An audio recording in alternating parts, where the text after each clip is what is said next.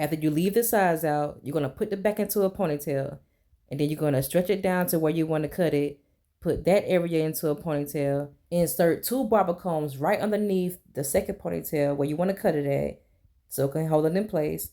Get you some scissors, or in this case, some clippers, and then you're going to cut it right underneath the barber combs. After you're done cutting it, you're going to release the combs, and then go ahead and clean up whatever areas that's left behind. Take the 2 ponytails out so you can see what you did so far. That ain't even. You're going to gather it up, and then you're going to feel for the little short areas and see where you need to cut some more at so you can even it up a little bit more. All right. So you see how I'm using the short pieces as my guideline? That's where you want to start.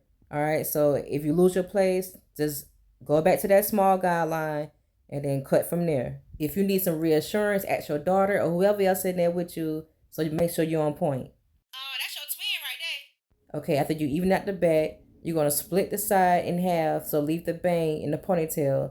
Get the other side and you're going to get the shortest pieces and slide down with the clippers so you can get your inverted bob going. See, this the hard part right here. As long as you use the short pieces as the guideline, you should be all right. All right, so do the same thing to the other side. Take the short pieces, glide it down, make your inverted bob. Make sure it's even. After you're done with your framework, then you're going to put some layers in it, but it's optional. You're going to slide cut the bang area so you can give it some feathers in the front. So once you curl it, it can have little layers in the front. All right, pull it out. Make sure you point cut it to give it a little texture.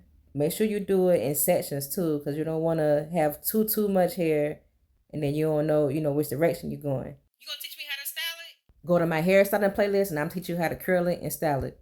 Okay, thank you.